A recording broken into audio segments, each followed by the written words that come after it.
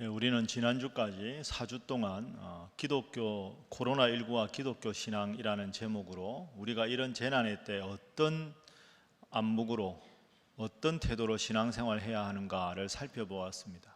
먼저 우리가 이런 재난의 때일수록 거룩하신 하나님, 그 하나님을 기억해야 한다 하는 것을 우리가 명심해야 합니다. 그리고 점점 하나님을 믿지만 교회는 나오지 않는 가난한 성도가 앞으로도 증가할 것이다.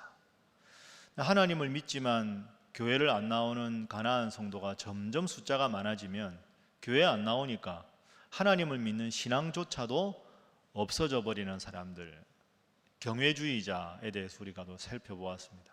그리고 요즘에는 과학이 미래의 모든 것을 결정할 것이다. 그래서 신앙의 자리는 필요 없고 과학이 모든 것을 대신할 것이다 하는 무신론적 과학주의, 이 네 가지에 대해서 그동안에 살펴보았습니다. 이제 오늘부터는 앞으로 10번의 설교 동안 이런 엄청난 위기, 오늘 우리가 당하고 있는 이런 재난의 때 정말로 하나님을 믿는 신앙으로 이 위기를 잘 극복하고 승리한 구체적인 인물을 통해서 오늘 우리도 이 어려움을 어떻게 극복하고 하나님을 믿는 믿음 안에 승리할 수 있는가 하는 것을 살펴보겠습니다. 그래서 성경에서 위기를 극복하고 하나님 주시는 승리를 얻은 위대한 인물로 오늘 본문의 구약의 여호수아를 통해서 살펴보려고 합니다. 여러분, 저는 목사로서 늘 여러분들 앞에 설교자로 섭니다. 제가 늘 여러분들 앞에 설교자로 설 때마다 제일 스스로 경계하는 것은 내가 여러분에게 들려주고 싶은 이야기가 아니라 하나님께서 저를 통해서 하나님께서 들려주고 싶은 말씀이 무엇일까 하는 걸 고민하는 게 목사의 가장 부담이지만 중요한 사명입니다. 제가 여러분에게 하고 싶은 이야기가 설교가 아니지요. 하나님께서 저를 통해서 여러분들에게 들려주고자 하는 이야기를 전하는 게 설교입니다. 그런 의미에서 이번 코로나19를 겪으면서 저는 하나님께서 이 재난의 상황에서, 어렵고 힘든 상황에서도 이렇게 믿음 생활을 잘하는 우리 신일의 성도들에게 어떤 말씀을 하기를 원하실까 계속 기도해 왔습니다. 그러면서 하나님께서 저에게 기억나게 하시고 말씀을 전하라고 명령하신 성경의 인물이 여호수아입니다. 그래서 저는 늘 이 자리에 서지만 오늘은 저는 마음가짐이 좀 다릅니다. 어느 때보다 더 행복하기도 하고 설레기도 합니다. 하나님께서 그 엄청난 위기 가운데 여호수아에게 위대한 승리를 주셨는데, 하나님, 이 여호수아서를 통해서 주시는 하나님의 말씀을 묵상하면 묵상할수록 우리 사랑하는 신일의 성도들도 이 재난의 때 하나님께서 위대한 승리를 주시리라는 확신이 있기 때문입니다. 사랑하는 성도 여러분, 그저 매주 주일날 나와서 그냥 묵상하는 설교라고 듣지 마시고 이 재난의 때 특별히 나에게 주시는 하나님 말씀, 내가 어떤 마음으로 신앙생활하면 하나님께서 내 인생에 위대한 여호수아에게 허락하셨던 기적을 주셨을까, 그런 기대하는 마음으로, 기도하는 마음으로 이 말씀을 잘 받으시기를 주님 이름으로 축복합니다. 자, 오른손 가슴에 대시고 저를 한번 따라해 보시죠. 주님, 저에게 주시는 하나님의 말씀으로 받겠습니다. 여러분, 그렇게 하시겠습니까? 예, 그게 중요합니다. 자, 주보 한번 보십시오. 화면에도 준비가 될 텐데요. 제가 앞으로 10번 할 설교입니다.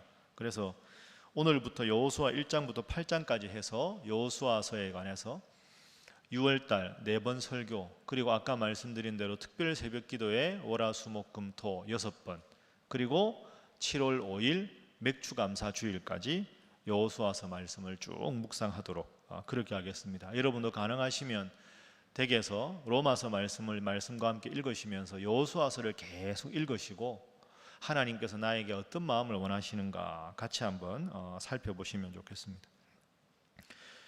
역사적으로 우리가 오늘은 여호수아서의 배경과 여호수아라는 인물에 대해서 한번 살펴보겠습니다. 이스라엘 백성들이 출애굽을 했던 것이 연대로 말하면 기원전 1446년입니다. 그러니까 지금부터 3,000한 500~600년 정도 전에 하나님께서 모세를 통해서 애굽에서부터 이스라엘 백성들을 가나안 땅으로 이끌어내셨습니다. 그런데 모세가 가나안 땅에 들어가기 전에 느보산이라고 하는 곳에서 하나님의 부름을 받아서 죽습니다. 그 이후에 모세의 뒤를 이어서 이제는 가나안 땅에 들어가서 이스라엘 백성들을 가나안 땅에 정착하게 하는 모세의 후계자 역할을 맡은 인물이 여호수아입니다. 그런데 사실은 여호수아서가 이제 여호수아라는 인물이 소개되면서 시작되는데, 여호수아에게는 지도자 노릇을 잘 하기에는 결정적인 어려움이 4가지가 있었습니다.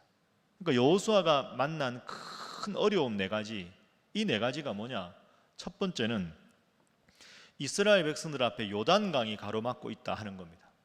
그러니까 지금 이제 출애굽에서 가나안 입구까지 왔는데 요단강을 건너가야 가나안 땅으로 들어갈 수가 있습니다. 그런데 요단강이라는 강이 떡 버티고 있다. 아마 여러분 중에는 이스라엘 백성들이 출애굽할 때 홍해를 이미 겪었기 때문에, 홍해를 하나님의 기적으로 마른 땅처럼 건넜기 때문에 그 경험 때문에 두려워하지 않았을 것이라. 그게 아닙니다, 여러분. 출애굽할 때 1세대들은 지금 거의 다 죽은 상태입니다. 그러니까 여호수아가 지금 이끌고 요단강을 건너가야 될 사람들은 그 사람들의 자녀들입니다. 출애굽 2세대지요. 그러니까 이 사람들은 홍해를 경험한 사람들이 아닙니다. 요단강을 건넌다, 3500년 전에, 이게 쉬운 일이 아니죠. 여호수아서를 잘 읽어보면 3장 15절에 보면 요단강의 당시 상태를 이렇게 설명합니다. 자, 화면 보시면 요단이 곡식 거두는 시기에는 항상 언덕에 물이 넘쳤다. 곡식 거두는 시기를 오늘날로 말하면, 우리로 말하면 3, 4월입니다. 이때는 요단강이 물이 아주 많을 때입니다. 사막 지역은 흔히들 말할 때 우기와 건기, 비가 올 때가 우기, 비가 안 올 때가 건기 아닙니까? 그러니까 지금 여호수아와 이스라엘 백성들이 요단강을 건너야 될 때는 1년 중에 비가 제일 많이 오는 우기입니다. 그리고 요단강의 강물의 가장 근원으로 올라가면 산이 있는데요, 그 산이 헬몬산입니다. 헬몬산은 제일 높은 산이라 눈이 쌓여 있습니다. 그런데 그 눈이 1년에 한 번 녹아서 아래로 물이 돼서 떨어질 때가 바로 이때입니다. 그러니까 비는 많이 오지요. 헬몬산에 만년설이 녹아서 물이 돼서 아래로 급류가 돼서 흐르는 때가 바로 이때입니다. 그래서 이 당시 여호수아와 이스라엘 백성들이 요단강을 건너갈 때는 요단강의 물이 1년 중에 제일 많을 때, 그래서 평소에는 30m 정도밖에 되지 않던 요단강이 폭이 1.6km 정도가 되고 수심이 말라버릴 때는 그냥 건너갈 수 있는데 3, 4m 정도가 됩니다. 그리고 그만큼 물의 양이 많고 수심이 깊다는 말은 급류가 흐른다는 뜻이죠. 이럴 때 3500년 전에 200만 명이 뗏목도 하나 없이 경험도 없이 요단강을 건너간다. 이건 엄청나게 어려운 일입니다. 불가능한 일이죠. 그런데 그 일을 여호수아가 지금 해내야 합니다. 이게 첫 번째 어려움입니다. 두 번째 어려움은 요단강을 건너 들어가면 가나안 땅을 정복해야 되는데 가나안 땅에 이미 살고 있는 족속이 있겠지요. 가나안, 헷, 히위, 브리스, 기르가스, 아모스, 여부스 7족속이 살고 있습니다. 이 사람들은 기골이 장대하고 키가 크고 전투에 능한 사람들입니다. 이스라엘 백성들은 언제 전투를 해봤습니까? 몇 번밖에 안 되지요. 430년 동안 노예 생활을 했던 오합지졸들입니다. 그런데 이 7족속은 자신들이 살던 땅에 이스라엘 백성들이 들어온다는 소식을 듣고 만반의 전투 준비를 하고 있습니다. 노예 상태를 갓 벗어난 전쟁 경험이 없는 이스라엘 백성들과 전쟁의 당시에 가장 능했던 가나안 7족속이 전쟁을 해야 되고 이들을 퇴폐시켜야 되는 게 두 번째 어려운 점이었습니다. 세 번째 어려운 점은 설령 요단강을 건너고 가나안 7족속들을 다 물리치고 가나안 땅을 정복했다고 하면 12지파가 아무런 불평과 불만이 없이 땅을 잘 분배하는 것이 여호수아가 해야 될 세 번째 어려움입니다. 여러분, 어쩌면 그게 더 어려울 수 있습니다. 12지파가 전부 목숨 걸고 전쟁을 했는데 이왕이면 산악 지역보다는 평지가 좋고 좀 농사 안 되는 땅보다는 기름진 옥토를 다 선호할 거 아닙니까? 그럼 12지파가 전부 목숨 걸고 싸웠는데 나쁜 땅에 살고 싶은 지파가 누가 있겠습니까? 그러니까 다 좋은 땅을 차지하고 싶을 텐데 불평과 불만 없이 모두가 만족스럽게 땅을 분배해야 된다. 이게 여호수아에게 있는 세 번째 어려운 점이었습니다. 마지막 네 번째, 저는 이게 제일 여호수아에게 압박감이 컸다고 생각합니다. 그것은 여호수아 전의 지도자가 누구였습니까? 모세였다는 거죠. 모세가 누굽니까? 지금도 이스라엘 백성들에게 물으면 역사상 가장 위대한 지도자는 모세였다. 그렇게 초역사적으로 존경받는 인물이 자신의 전임자였습니다. 모세가 120세에 하나님의 부름을 받습니다. 그런데 여러분, 후임자가 사역을 계승할 때 전임자가 말년에 좀 타락을 하거나 총기가 흐려졌거나 하면 저 사람이 이제 그만했으면 좋겠다 싶을 텐데, 모세는 그렇지 않습니다. 120세가 될 때까지, 하나님께서 느보산에서 모세를 부를 때까지 전혀 리더십의 동요가 없었습니다. 그런데 그 모세가 갑자기 하나님의 부름을 받고 떠났습니다. 그때 이스라엘 백성들이 얼마나 불안했고 상실감이 컸을까요? 하나님께서 모세를 데려가시다니, 모세와 같은 불세출의 지도자를 데려가시다니, 오 모세여, 오 모세여, 얼마나 모세를 그리워하고 추도했고 슬퍼했을까요? 자, 그 모습이 오늘 본문 바로 전에 신명기 34장에 나옵니다. 제가 앞으로 여러분들에게 이런 속지를 나눠드릴 텐데요, 이 속지 한번 보시죠. 제가 지금까지 말씀드린 여호수아가 참 몇 가지 어려운 상황 세 가지 말씀드렸고, 두 번째로 모세의 죽음에 관한 신명기 34장, 여호수아 1장 바로 전장이죠. 5절에 보면 여호와의 종 모세가 여호와의 말씀대로 죽었다. 오늘까지 그의 묻힌 곳을 아는 자가 없다. 모세가 죽을 때 나이가 120세였으나 그의 눈이 흐리지 않고 기력이 쇠하지 않았다. 8절, 이스라엘 백성이 모세를 위하여 30일을 애곡하였다. 보통 사람이 죽으면 일주일을 애곡합니다. 30일을 애곡했다는 건 그만큼 모세를 그리워하고 슬퍼했다. 10절, 그 후에는 모세와 같은 선지자가 없었다. 지금까지 가장 위대한 지도자는 모세다 하는 거죠. 자, 이 모세가 갑자기 하나님의 부름을 받았습니다. 그리고 여호수아가 그의 사역을 잇게 되었습니다. 성경을 많이 읽으신 여러분들은 대부분 아시겠지만 사실 여호수아도 대단한 인물입니다. 여호수아가 모세가 십계명 두 돌판을 받으러 시내산에 올라갔을 때 모세의 부하 중에 딱 한 사람 따라갑니다. 누굴까요? 여호수아입니다. 그러니까 모세의 가장 최측근이 여호수아였습니다. 가나안 땅을 정탐하기 위해서 정탐꾼을 지파별로 하면 12명을 보낼 때, 그때도 에브라임 지파의 대표로 여호수아가 갔습니다.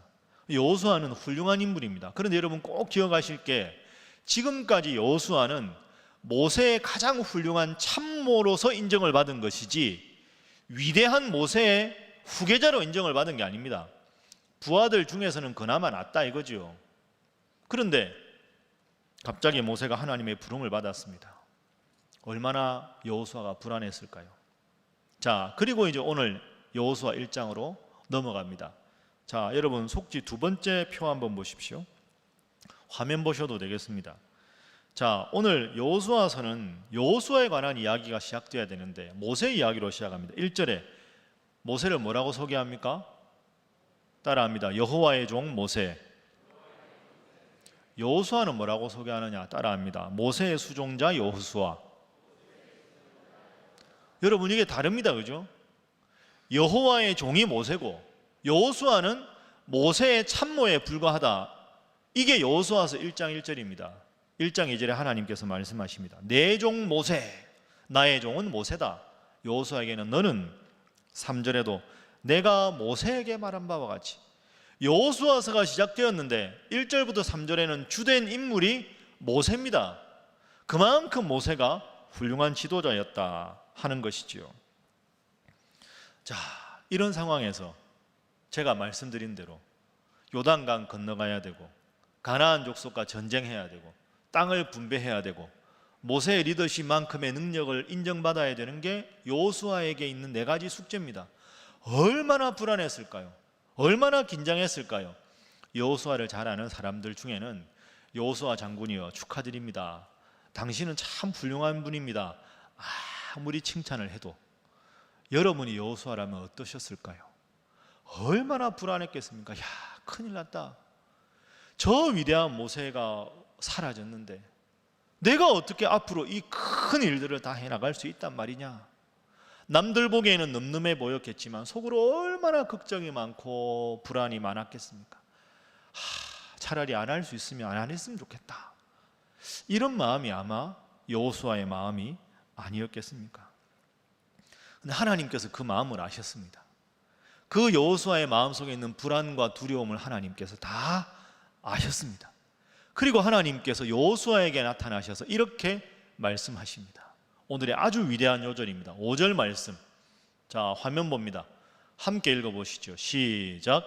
내 평생에 너를 능히 대적할 자가 없으리니 내가 모세와 함께 있었던 것 같이 너와 함께 있을 것임이니라. 내가 너를 떠나지 아니하며 버리지 아니하리니. 아멘. 한번 따라하겠습니다. 내가 너와 함께 있을 것임이라. 다시 합니다. 내가 너와 함께 하리라. 여러분 믿습니까? 하나님께서 친히 나타나셔서 그 두려워 떨고 있는 여호수아에게, 여호수아야 걱정하지 말아라, 이제는 내가 너와 함께 하겠다, 이 약속을 해주셨습니다. 얼마나 여호수아가 기뻤을까요? 정말로 4가지 과제 때문에 부담스럽고 힘들고 회피하고 싶었는데 하나님이 친히 탁 나타나셔서 여호수아야 내가 너와 함께 하겠다. 얼마나 큰 힘이 되었을까요? 여러분 우리도 그렇습니다. 지금 이 재난의 상황에서 여러분 다 얼마나 힘드시고 얼마나 피곤하십니까?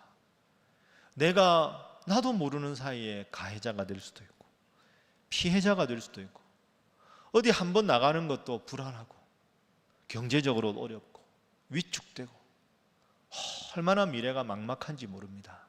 그런데 이 상황에서 3500년 전에 하나님께서 여호수아에게 내가 너와 함께 하리라 그 말씀하신 그 약속이 이 재난의 상황 속에 두려워하고 떨고 있는 우리 사랑하는 신일의 성도들에게도 하나님께서 이 약속을 주신 줄 믿고 담대하게 나가시는 여러분 모두가 되시기를 주님 이름으로 축복합니다.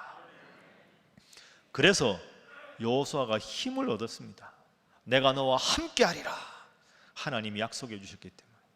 그런데 하나님께서 오늘 본문을 보면 여호수아야 내가 너와 함께 할 테니까 꼭 2가지 구체적인 것, 이 2가지를 잘 지키면 내가 너와 늘 함께 해주겠다, 2가지 실천의 덕목을 주셨습니다. 오늘 우리도 지켜야 될 덕목이 무엇인가? 첫 번째 하나님께 주신 요구하신 것입니다. 따라합니다. 마음을 강하게 하고 담대히 하라. 이 말씀을 주셨습니다. 여호수아야 마음을 강하게 하고 담대히 하라. 내가 너와 함께 하는데 뭘 그렇게 불안해하느냐? 하나님께서 이렇게 약속을 해주셨습니다. 여러분 성경에 보면 서로 사랑하라는 말씀도 많고 겸손하라 이런 말씀도 많습니다. 그런데 하나님께서 이렇게 하라 저렇게 하라 하신 말씀 중에 제일 많은 게 두려워하지 말라 하는 말씀입니다. 성경을 쭉 세보면 하나님께서 두려워하지 말라 하신 것이 무려 365가지입니다. 그러니까 이건 매일매일 하나님께서 우리에게 두려워하지 말라, 내가 너와 함께 할 테니 마음을 강하게 하고 담대히 하라, 이렇게 약속을 하신 거죠. 여러분 두려움, 내 마음속에 있는 두려움은 사실 다른 사람들은 못 봅니다. 다른 사람 보기엔 잘 몰라요. 그런데 두려움이 문제인 것은 이 두려움이 내 마음을 병들게 합니다. 두려움이 많으면 불안하게 되죠. 자신감이 사라집니다. 열등감이 생깁니다. 내 주제에 나 같은 사람이, 난 왜 이럴까? 이런 모든 감정의 기저에는 두려움과 불안함이 자리 잡고 있습니다. 여호수아 마음이 지금 딱 그랬거든요. 요단강 건너가야지, 가나안 7족속과 전쟁해야지, 땅 불평 없이 분배해야지, 모세의 리더십만큼 인정받아야지. 하나도 쉬운 게 없습니다. 혼자 있을 때는 죽을 노릇입니다. 그러니까 계속 두려운 거지요. 모세와 비교하면서 스스로 열등감에 빠지고 괴로워하고 자조하고 있는 겁니다. 그 마음을 하나님이 딱 보시고 내가 너와 함께 하겠다 하신 다음에 구체적으로 말씀하신 것, 마음을 강하게 하고 담대히 하라. 6절 말씀, 7절 말씀, 9절 말씀에 이어서 계속 나옵니다. 화면 보십시오. 강하고 담대하라. 7절 보시죠.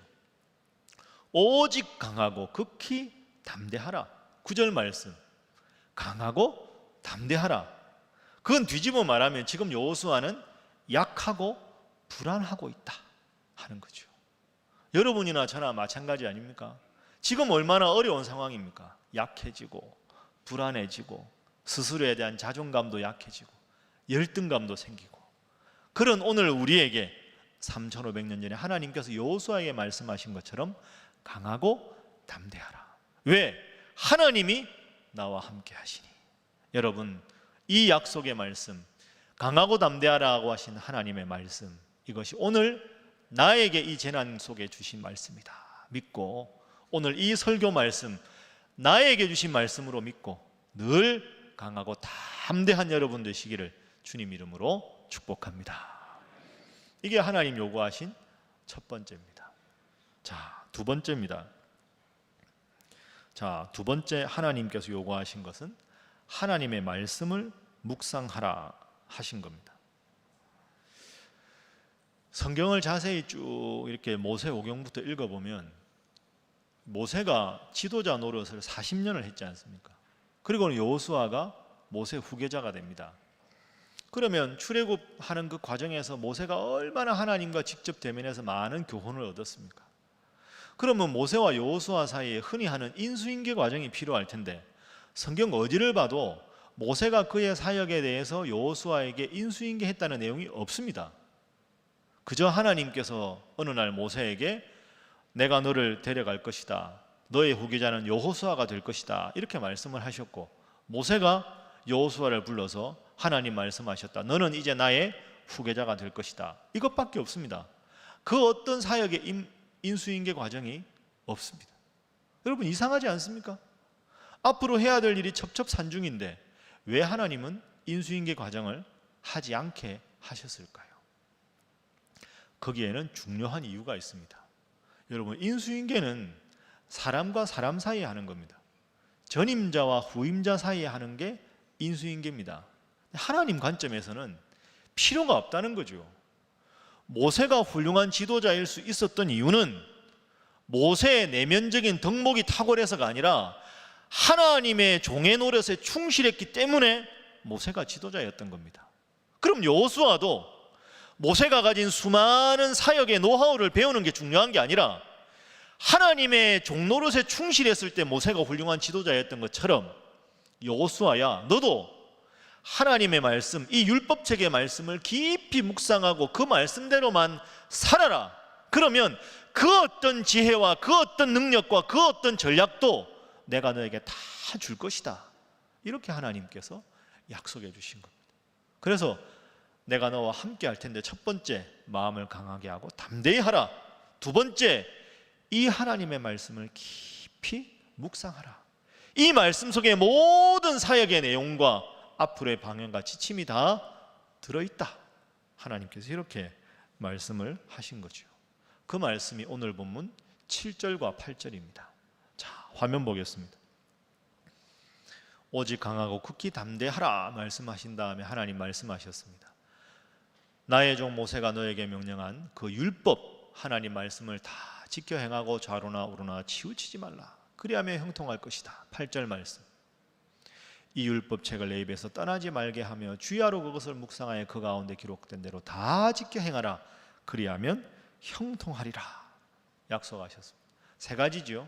첫 번째는 이 말씀을 떠나지 말게 하라. 두 번째는 주야로 묵상해라. 세 번째는 그 말씀을 다 지켜 행하라. 말씀을 늘 가까이 하고 묵상하고 지켜 행하라. 그래야 하면 내가 모세와 함께 했던 것처럼 너에게 함께해서 너희 앞에 있는 크고 어려운 모든 난관을 다 극복하게 하고 형통하게 너를 지켜주겠다. 이렇게 약속을 하셨습니다. 여러분, 하나님의 약속은 바로 이것입니다. 자, 속지 뒷면 중앙 보십시오. 하나님의 뜻이 무엇인가? 모세가 아닌 나를 보라. 모세의 경험이 아닌 말씀에 주목하라. 하나님께서 이렇게 말씀하신 겁니다. 그걸 더 딱 추격해서 정리하면 아래쪽입니다. 이 백성을, 자 우리 함께 읽어봅니다. 시작. 이 백성을 인도하는 것은 모세가 하는 것이 아니라 모세를 통해서 내가 하는 것이다. 아멘. 여러분 이게 참 중요합니다. 착각하지 마십시오. 모세가 훌륭한 지도자일 수 있었던 이유는 모세가 탁월해서가 아닙니다. 모세가 하나님의 종이 되었을 때 모세를 통해서 하나님께서 하신 것인 줄로 믿습니다.